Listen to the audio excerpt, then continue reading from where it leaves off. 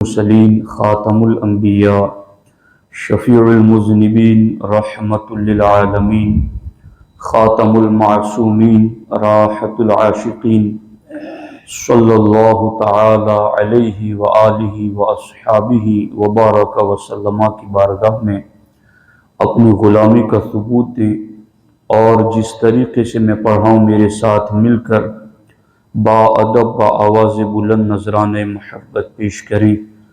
الصلاۃ والسلام علیک یا رسول اللہ،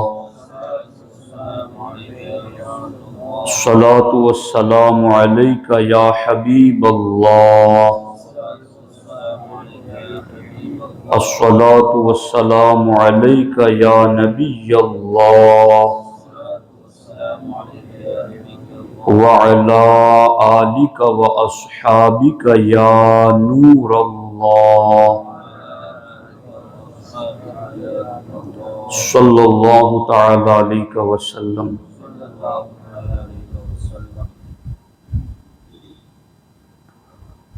دوستان محترم، اللہ رب العزت کا بے پناہ فضل و کرم اور احسان ہے کہ ماہ رمضان المبارکہ کے بعد ہم پھر سے باضابطہ سنی اجتماع کا آغاز کر رہے ہیں۔ اللہ رب العزت کی بارگاہ میں دعا ہے رب ذوالجلال ہمارے اس کاروان علم کو بحسن و خوبی اپنی منزل مقصود تک پہنچائے، اور اللہ رب العزت اس علمی فیضان سے اور اس علمی دسترخوان سے ہم سبھی کو شاد کام فرمائے۔ دوستان محترم، آج کی گفتگو میں علم دین کے حوالے سے ہی چند باتیں آپ کی خدمت میں عرض کرنا چاہتا ہوں۔ ہماری دنیاوی زندگی پر جب ہم غور کرتے ہیں تو ہمیں اس بات کا اندازہ ہوتا ہے کہ بہت سارے کام ایسے ہوتے ہیں روز مرہ کی زندگی میں ہمارے پاس اس کا علم ہونا ضروری ہوتا ہے، اور بہت سارے کام جن سے ہمیں روز واسطہ نہیں پڑتا اس کا علم عام طور پر لوگوں کو نہیں ہوتا، وہ کچھ خاص لوگوں کے پاس ہوتا ہے۔ مثال کے طور پر دکان جا کر کے سودا سلف خریدنا اور بیچنا، تو کیا دینا ہے اور اس کے بدلے میں کیا لینا ہے، کس طریقے سے خرید و فروخت ہوگی، اس کا علم ہر چھوٹے بڑے کو ہوتا ہے، ہر مرد و عورت کو ہوتا ہے، چونکہ اس کا واسطہ ہر شخص کو روزانہ دن میں پڑتا ہے۔ اسی طریقے سے کھانا پینا، تو چونکہ ہر انسان کو اس کا پتہ ہے کہ کون سی چیز ہم کھائیں کون سی چیز نہ کھائیں، تو کوئی انسان کبھی گھاس پھوس وغیرہ نہیں کھاتا، بلکہ وہ جو اس کے لیے مروجہ چیزیں ہیں اسی کو وہ کھاتا ہے، چونکہ اس کو اس بات کا علم ہے کہ میں نے کیا کھانا ہے۔ اس طریقے سے پہننے کے حوالے سے کہ مجھے اپنا ستر چھپانا ہے، تو ایسی بہت ساری چیزیں، لیکن ہر ایک شخص کو ڈاکٹری کا علم نہیں ہے کہ کون سی بیماری انسان کو لگی ہے تو اس بیماری کا تعین کیسے کیا جائے، اس کا علم ہر شخص کو نہیں ہے۔ اسی طریقے سے کوئی مکان بنانا ہے تو مکان کا نقشہ کیسے بنے گا، اس میں کون سی چیز کتنی استعمال ہوگی، اس کا علم ہر کسی کو نہیں ہے۔ تو اس کے لیے پھر بندہ انجینئر سے رابطہ کرتا ہے، بیماری کی تشخیص اور اس کی دوائی کے لیے ڈاکٹر سے رابطہ کرتا ہے۔ تو یہ جو انجینئر ہیں، ڈاکٹر ہیں، یا اس طرح کے دیگر شعبہ جات ہیں جن سے انسان کو کبھی کبھی واسطہ پڑتا ہے، تو پھر انسان اس حوالے سے اپنے آپ کو کچھ بے نیاز محسوس کرتا ہے کہ اس کی روزانہ تو مجھے ضرورت نہیں ہے، جب ضرورت پڑے گی تب کسی سے مشورہ لے لیں گے، جب ضرورت پڑے گی مکان بنانے کی تو انجینئر سے رابطہ کر لیں گے، دوائی کے حوالے سے، مرض کے حوالے سے ضرورت پڑے گی تو ہم ڈاکٹر سے رابطہ کر لیں گے۔ تو یہ ساری چیزیں انسانی زندگی میں ہوتی ہے۔ اب ہمیں غور یہ کرنا ہے یہاں پر کہ ہماری دینی زندگی کے اندر ہم میں سے ہر شخص عالم تو نہیں بن سکتا، ہر شخص مفتی اور محقق تو نہیں بن سکتا کہ ہر کوئی اتنا زیادہ وقت لگائے اور اتنا زیادہ علم حاصل کریں۔ اسی لیے شریعت نے کہا کہ بستی میں ایک شخص عالم دین ہو تو یہ اس بستی کے لیے کفایہ ادا ہو گیا۔ باقی رہ گیا ہر ایک کے لیے کتنا علم سیکھنا ہے۔ تو جس طرح سے عام زندگی گزارنے میں ہر شخص کو تھوڑا بہت حساب کتاب ضروری ہوتا ہے کہ اتنے پیسے ہیں تو اس میں سے اتنے کم ہوں گے تو کتنے رہیں گے، اتنے ہیں تو اتنے دیں گے تو کیا ہوگا، تو جس طرح سے سودا سلف ہو، خرید و فروخت ہو، کھانا پینا ہو، معمولی حساب کتاب ہو، یہ ہر شخص کو آتا ہے۔ اسی طرح اسلام یہاں بھی کہتا ہے کہ اگرچہ تم عالم نہ بن سکو، تم مفتی محقق نہ بن سکو، تم 10-15 سال لگا کر کے دین کے باریک اصول اور ضوابط کو نہ جان سکو، مگر کم از کم جس طرح تمہیں خرید و فروخت کا علم ہے، معمولی حساب کتاب کا علم تم ضروری سمجھتے ہو، اسی طریقے سے جو روزانہ تمہیں عبادتیں کرنی ہیں ان عبادتوں کا علم حاصل کرنا ہر مسلمان پر فرض عین ہے۔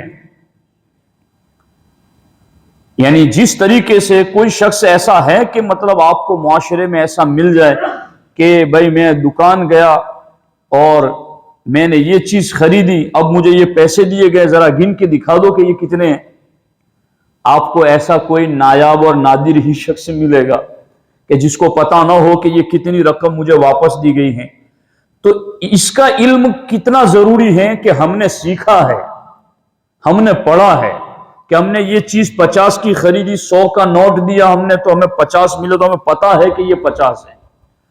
تو جس طریقے سے اس علم کا اتنا ہونا ہم ضروری سمجھتے ہیں، شریعت اسی طریقے سے کہتی ہے کہ نماز آپ پر فرض ہے تو نماز کا علم بھی آپ پر فرض ہے،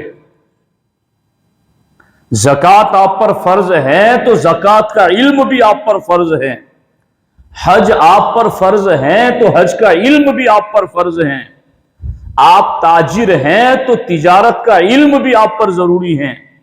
اسی طریقے سے جو مسلمان جس کام میں لگا ہوا ہے، کوئی کسی کے یہاں مزدوری کر رہا ہے یا کوئی اس مزدور کا مالک ہے، کوئی کمپنی چلا رہا ہے یا کوئی کمپنی میں جاب کر رہا ہے، کوئی سودا سلف بیچ رہا ہے یا کوئی سودا سلف خرید رہا ہے، کوئی کھیتی باڑی کر رہا ہے یا کوئی کھیت میں مزدوری کر رہا ہے، جو جس کام میں لگا ہوا ہے اس کام کا علم حاصل کرنا اس مسلمان پر فرض عین ہے کہ وہ سیکھیں، جانیں کہ مجھے اس بارے میں شریعت نے کیا رہنمائی کی ہے، اور اصل اسی میں ہمارا بھلا ہے۔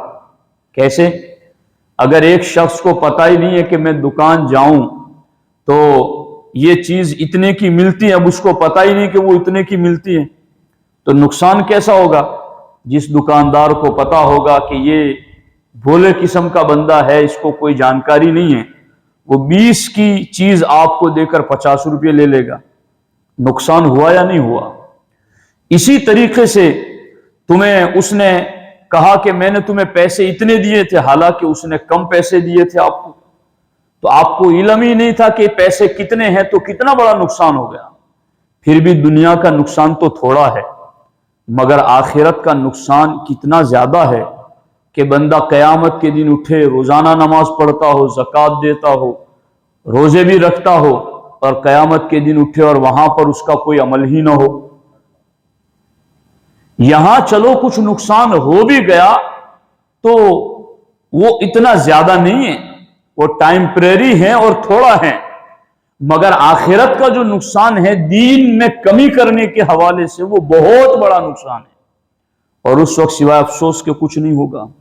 سنی دعوت اسلامی کے یہ اجتماعات، آپ کو اس کا احساس ہو یا نہ ہو، ہم اس کو جانتے ہیں اور سمجھتے ہیں، اور احساس کے ساتھ یہ بات آپ کو بتا رہے ہیں کہ ہمارے یہ اجتماعات قوم کو ان کے ضروری مسائل سکھانے کے لیے ہی منعقد کیے جاتے ہیں، تاکہ ان کی روزمرہ کی زندگی کے معمولات انہیں سکھا دیے جائیں۔ اب اس سلسلے کے اندر اور پھر یہ کہ سیکھنا ضروری ہے. نقصان میں نے آپ کو مثال کے ذریعہ بتا دیا کہ نہ سیکھا تو نقصان کیسا ہوگا، اور سیکھ لیا تو اللہ اکبر. کئی واقعات ایسے ہمیں ملتے ہیں کہ پوری بستیوں سے اللہ عذاب صرف اس لیے روک لیتا ہے کہ اس بستی میں ایک بندہ سچے دل سے علم دین حاصل کرنے والا موجود ہے. ایک بندہ پوری بستی کے اندر ایسا ہے جس کے دل میں سچی نیت ہے کہ میں علم پڑھ رہا ہوں یا پڑھا رہا ہوں تو میری نیت یہ ہے کہ میں نے دین زندہ کرنا ہے، میں نے حضور کی امت تک حضور کے دین کا علم پہنچانا ہے. ایسے کئی واقعات ہیں کہ صرف ایک یا چند بندوں کی وجہ سے اللہ تعالیٰ فرشتوں سے کہتا ہے جب تک یہ لوگ اس بستی میں رہیں عذاب اس بستی پر نہیں بھیجنا ہے. ایسا کیوں ہے؟ ایک اور چند لوگوں کے لیے پورا عذاب رکا ہوا ہے. کیوں نہ ہو ہمارے نبی نے ارشاد فرمایا العلم حیات الاسلام، علم ہی اسلام کی زندگی ہے.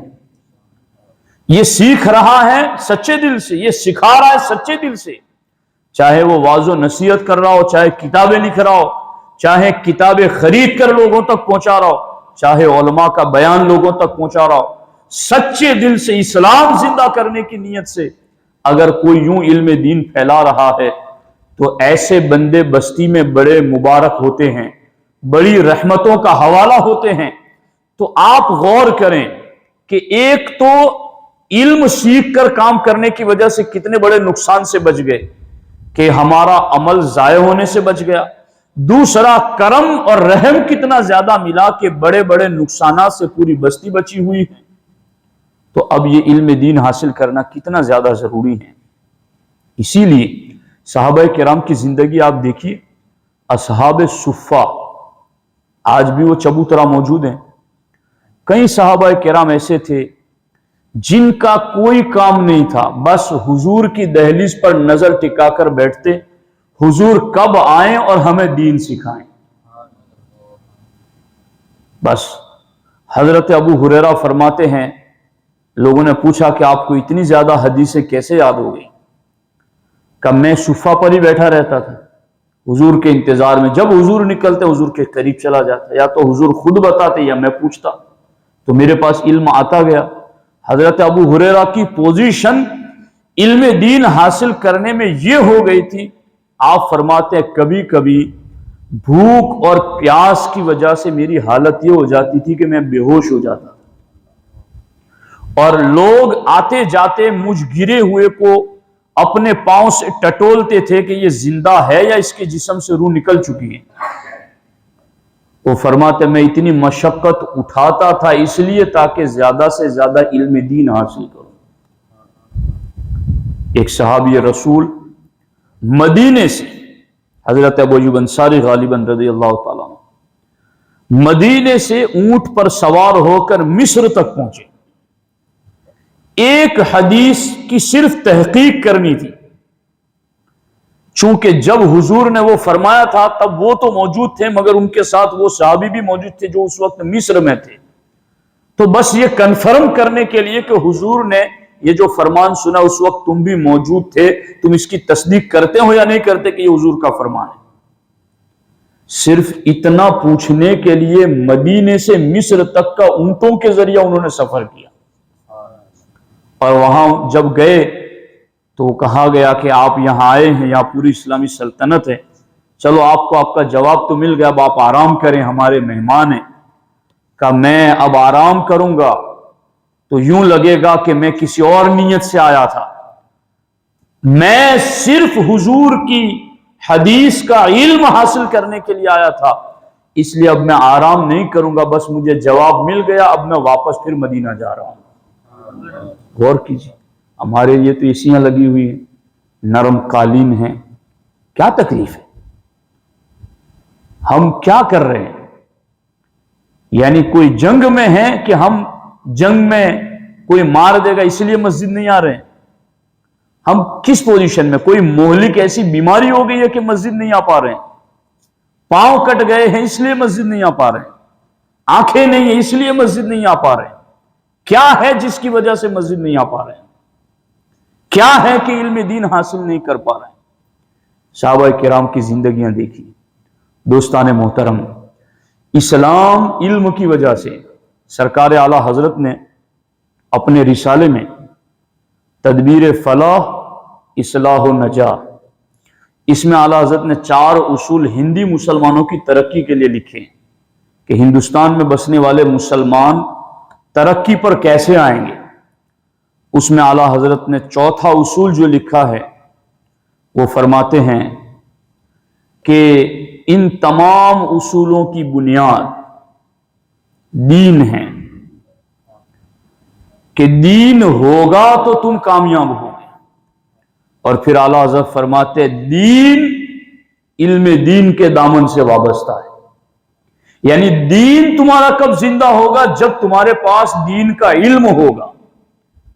جب بندے کو پتہ ہی نہیں کہ دکان سے خریدی چیز کون سی جاتی ہے، بیچی کیسے جاتی ہے، پرائز کہاں لگی ہے، کیسے دیکھنی ہے، تو وہ کیا خریدے گا؟ وہ نقصان ہی نقصان اٹھائے گا۔ بس ایسے ہی جسے دیندار تو بننا ہے مگر دین کا علم حاصل نہیں کرنا ہے، وہ کیسے دیندار بن سکے گا؟ سنی اجتماعات اسی علم دین کی بیداری کا ایک حصہ ہے۔ علم دین پھیلاؤ تاکہ دین زندہ ہو جائے۔ ہمارے بزرگان دین کا طریقہ عمل کیا تھا؟ وہ کس طریقے سے علم دین حاصل کرتے تھے؟ سرکار سیدنا مخدوم حجویر داتا گنج بخش علی حجویری رضی اللہ تعالی عنہ، آپ نے کتنے ممالک کا سفر کیا صرف علماء دین کی خدمت میں بیٹھنے کے لیے، کہ ان کے قدموں میں بیٹھ کر علم دین حاصل کرو۔ داتا گنج بخش علی حجویری، آگے لکھا ہے کہ داتا صاحب نے صرف علم دین حاصل کرنے کے لیے صرف خراسان کے 300 مشائخ اور علماء کی خدمت میں حاضری دی۔ صرف خراسان کے ایک شہر کے 300 علماء کی خدمت میں داتا گنج بخش علی حجویری جیسا ولیوں کا غوث قطب اور ولیوں میں ایک اونچی پرواز رکھنے والے علم دین حاصل کرنے کے لیے ان کی خدمت میں حاضری دیتے۔ ہمارے سلسلہ اشرفیہ کے بانی اوحد الدین قدوۃ الکبریٰ غوث العالم میر سید اشرف جہانگیر سمنانی رضی اللہ تعالی عنہ، ان کے علم دین کے حوالے سے جب ہم پڑھتے ہیں کہ انہوں نے علم دین کے حصول کے لیے کس طرح کوششیں کی اور آپ نے کس طرح سے اس بارے میں ارشادات فرمائے، تو آپ دیکھیے سرکار مخدوم پاک ارشاد فرماتے لطائف اشرفی میں کہ دین کا ایک مسئلہ جاننا 1000 رکعت نفل پڑھنے سے بہتر ہے۔ اب یہی بات ہے نا کہ وہ مسئلہ جانے گا نا تو صحیح ڈھنگ سے نماز پڑھے گا۔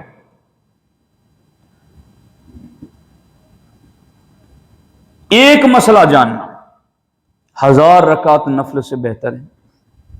اور سرکار مخدوم پاک رضی اللہ تعالی عنہ یہ بھی ارشاد فرماتے ہیں، آپ اپنے کتاب میں لطائف اشرفی میں، کہ جس شخص کی زندگی میں صرف 1 ہفتہ باقی رہا ہو، افسوس کا مقام نہیں ہے کہ ہم ان بزرگوں کو مانتے اور ان کی بات نہیں مانتے، یعنی یہ کیسا ماننا ہے؟ لو کان حبک صادقا لاطعتہ ان المحب لمن یحب مطیع، رابعہ بصریہ کا یہ شعر ہے کہ اگر تیری محبت سچی ہوتی تو ان کی بات مانتا، اس لیے کہ ہر محب جس سے پیار کرتا ہے اس کا فرما بردار ہوتا ہے۔ اب یہ مخدوم پاک فرما رہے ایک مسئلہ سیکھنا 1000 نفل سے بہتر ہے، اور مخدوم پاک فرماتے جس شخص کی زندگی میں صرف 1 ہفتہ باقی رہا ہو، اس کو چاہیے کہ وہ علم فقہ سیکھنے میں مشغول ہو جائے، مسائل کا علم سیکھنے میں مشغول ہو جائے۔ 1 ہفتہ جس کی زندگی کا باقی ہو۔ اللہ اکبر۔ سرکار مخدوم پاک رضی اللہ تعالیٰ عنہ جب وہ خود کہتے ہیں کہ ایک ہفتہ باقی ہو تو بھی علم دین سیکھنے میں مشغول ہو جاؤ، اور ایک مسئلہ سیکھنا 1000 رکعت نفل سے بہتر ہے، تو اس پر خود انہوں نے کیسے عمل کیا؟ مخدوم پاک خود فرماتے ہیں ای فقیر مدت 30 سال در تحت قبہ نیل گوں و زیر گنبد گردوں پرکار وار گردیدہ۔ مخدوم پاک فرماتے اس فقیر نے اس آسمان کے نیچے اور اس زمین کے اوپر 30 سال تک چکر کاٹے۔ کس کام کے لیے؟ فرماتے بملازمت اکابر روزگار رسیدہ و از بزم نعمت جرعہ کشیدہ۔ 30 سال میں نے اس زمین کے چکر اس لیے لگائے تاکہ علماء اور مشائخ کی خدمت میں حاضری دے کر علم دین سیکھتا رہوں۔ یہ ولیوں کا طریقہ تھا، جا جا کر علم دین سیکھتے تھے۔ آج لوگ آ کے سکھانا چاہتے تو قوم بھاگ بھاگ کے چلی جاتی، ان کی محرومی اور کیا ہوگی؟ غور کرنا چاہیے۔ میں آپ کو ملامت تو نہیں کرتا چونکہ مجھے رہنا آپ کے ساتھ ہی ہے، لیکن ایک دکھ ہے جس کا اظہار میں کر رہا ہوں کہ ہر ہفتہ ہم کیا یہ وقت نہیں نکال سکتے؟ آدھا گھنٹے کا وقت لیتا، ہم کوئی زیادہ تو آپ کو بٹھائی نہیں رکھتے، مگر میں یہ سمجھتا ہوں کہ اگر آدھا گھنٹہ بندہ کمپلسری بنا لے، ایک ڈائری بھی رکھ لیں اور ہر ہفتہ وہ اس کو جو بھی علم سکھایا جائے اس کو نوٹ کرتا جائے، میں یقین کے ساتھ کہتا ہوں چند سالوں میں اس کے پاس اتنا زیادہ علم آ سکتا ہے کہ وہ اپنے ہی نہیں دوسروں کو بھی مسائل بتانے والا بن جائے، کہ اس کے گھر میں اس کے خاندان میں بھی اگر کوئی مسئلہ پوچھنے آئے تو وہ خود جواب دے دے۔ علم دین حاصل بھی کرنا چاہیے اور طریقے سے حاصل کرنا چاہیے۔ یہ ہے ہمارے بزرگوں کی زندگی کا معاملہ۔ اس سلسلے میں بس ایک آخری بات میں آپ کی خدمت میں عرض کرتا ہوں کہ اب ہم نے کیا کرنا ہے۔ سرکار اعلیٰ حضرت رحمت اللہ تعالی علیہ نے جو ایک اقتباس لکھا ہے اس کو میں پڑھ کے اس کی تشریح آپ کو سمجھاتا ہوں، توجہ سے سنیے گا۔ اعلیٰ حضرت فتح رضویہ شریف جلد نمبر 23 میں لکھتے ہیں کہ ان علوم کا سیکھنا جن کی طرف انسان بالفعل یعنی فی الحال اپنے دین میں محتاج ہو، یعنی اپنا دین باقی رکھنے کے لیے انسان کو جس علم کی ضرورت ہے ان کا عام و اشمل و اعلیٰ و اکمل و اہم و اجل علم اصول عقائد ہے۔ یعنی انسان کو اپنا دین بچانے کے لیے جو علم سیکھنا ضروری ہے اس علم میں سب سے افضل و اعلیٰ علم اصول عقائد ہیں، کہ عقیدوں کا علم سیکھو، عقیدوں کا علم سیکھو۔ اب آج ہمارے یہاں تو الحمدللہ ایسی کوئی پابندی نہیں ہے، مگر آج کئی سنیوں کی مساجد ایسی ہے جہاں عقیدوں پر بیان کرنے پر علماء پر پابندی ہے۔ مولانا ایسا نہ بولو ہمارا سمدھی ناراض ہو جائے گا، ہم نے تو بیٹی دی ہوئی ہیں، ہم نے تو ان کی بیٹی لائے ہوئے ہیں، آپ ہمارے درمیان جھگڑا مت ڈالو، آپ تو جھگڑالو مولوی ہو۔ کیا بول رہی ہے یہ قوم؟ کاش کہ انہیں پتا ہوتا کہ یہ بولیاں کنہوں نے بولی تھی تو ان کی زبان سے کبھی یہ لفظ نہ نکلتے۔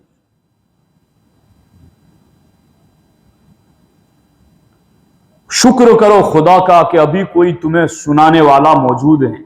میں اپنی بات نہیں کر رہا ہوں، میں تو گنہگار شخص ہوں، مگر جب یہ علماء اٹھا لیے جائیں گے تو ضلوا و اضلوا، خود بھی گمراہ ہوں گے اوروں کو بھی گمراہ کریں گے۔ اس وقت کیا ہوگا؟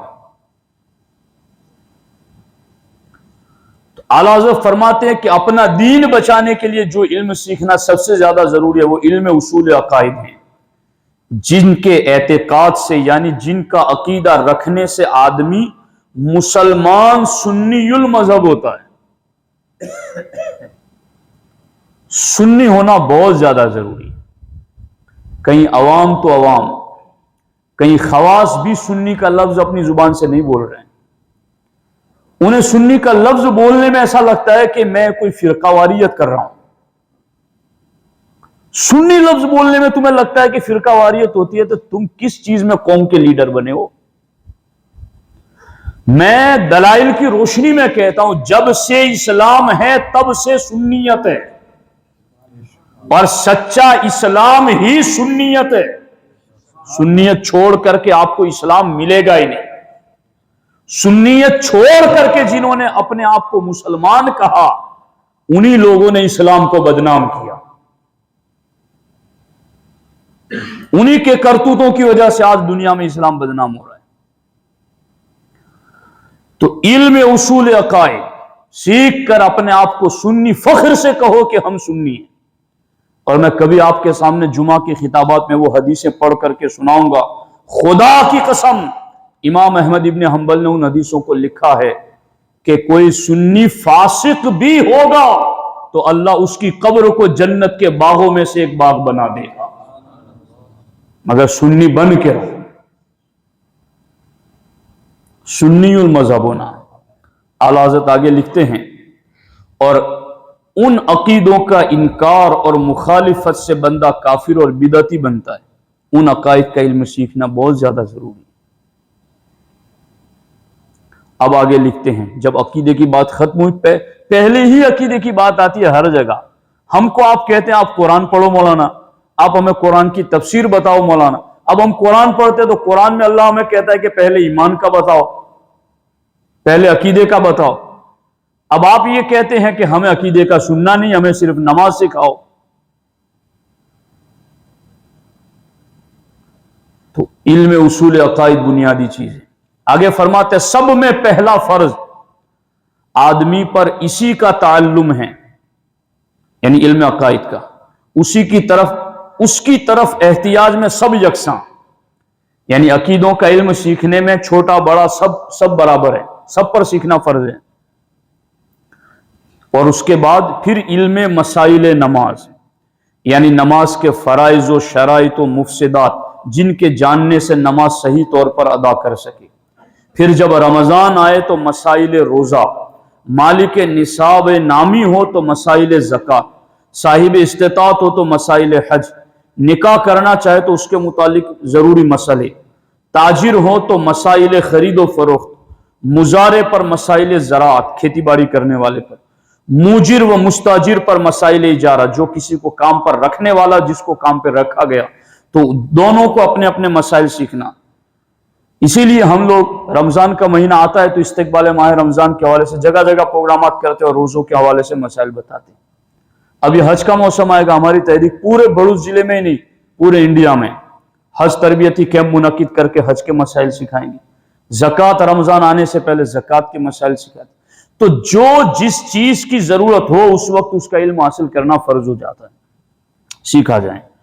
آگے فرماتے ہیں ہر شخص کی اس کی حالت موجودہ کے مسئلے سیکھنا فرض عین ہے، اور انہی میں سے مسائل حلال و حرام کہ ہر فرد بشر ان کا محتاج ہے، یعنی حلال کیا ہے حرام کیا اس کا سیکھنا بھی ہر فرد بشر کو ضروری ہے۔ فرماتے ہیں مسائل علم قلب، یعنی دل کے مسائل کا علم۔ اب یہ دل کے مسائل کا علم کون سا ہے؟ اعلیٰ حضرت لکھتے ہیں فرائض قلبیہ مثل تواضع، عاجزی، انکساری، خاکساری، اخلاص، نیت کا صاف ہونا، توکل، اللہ کی ذات پر بھروسہ، یہ ساری چیزیں اور ان کے طرق تحصیل یعنی ان کو حاصل کرنے کے طریقے، محرمات باطنیہ یعنی باطنی بیماریاں، تکبر، ریا، عجب، حسد وغیرہ، اور ان کے معالجات کہ ان کا علم بھی ہر مسلمان پر اہم فرائض سے ہیں۔ ابھی تو ہم ظاہری کو ٹھیک نہیں کر سکے، اعلیٰ حضرت تو باطن کے علوم کے بارے میں بھی کہہ رہے ہیں کہ یہ بھی سیکھنا تم پر فرض ہے۔ اب ہم کہہ تو دیتے ہیں یہ بڑا ریاکار ہے، اب ریاکار کسے کہتے ہیں اس کی تعریف نہیں پتہ، کہہ دیتے ہیں کسی کو یہ تو تکبر گھمنڈی شخص ہے، تکبر کسو کہتے ہیں اس کی تعریف نہیں پتہ ہے۔ تو ساتھیو ملامت کوئی نہیں کرنا، آپ اپنے ہیں اس لیے آپ کو سمجھانا ہمارا اپنا فرض ہے۔ یہ پہلا اجتماع ہے، اب یہ انشاءاللہ پھر آگے رمضان آنے تک انشاءاللہ جاری رہے گا، اور مجھے مسلسل آئندہ پھر ایک ٹاپک وائز میں آپ جیسا جانتے ہیں کہ میں چلتا رہتا ہوں، تھوڑا تھوڑا کر کے ہم سنی اجتماعات کے ذریعے آپ تک علم دین پہنچائے۔ تو آپ نے جان لیا کہ یہ سیکھنا کتنا زیادہ ضروری ہے، یہ عام محفلیں نہیں ہیں، اس لیے ان کی طرف توجہ کرو، اپنے دلوں کو مائل کرو، اپنی اولاد کو مائل کرو، इतवार के दिन इसीलिए रखते हैं, छुट्टी का दिन होता है ताकि लोग हाजिरी दे सके। तो इसके लिए खुद भी आओ, दूसरों को भी दावत दो, और ज़्यादा से ज़्यादा इल्म दीन फैलाने में हमें अपना हिस्सा शामिल करना चाहिए। इल्म दीन जिंदा होगा तो इस्लाम खुद ब खुद जिंदा हो जाएगा। अल्लाह करीम की बारगाह में दुआ है, रब जुल जलाल हम सबको इल्म दीन का कामिल नूर नसीब फरमाए और उस पर अमल की तौफीक अता फरमाए। अस्सलामु अलैकुम व रहमतुल्लाहि व बरकातहू।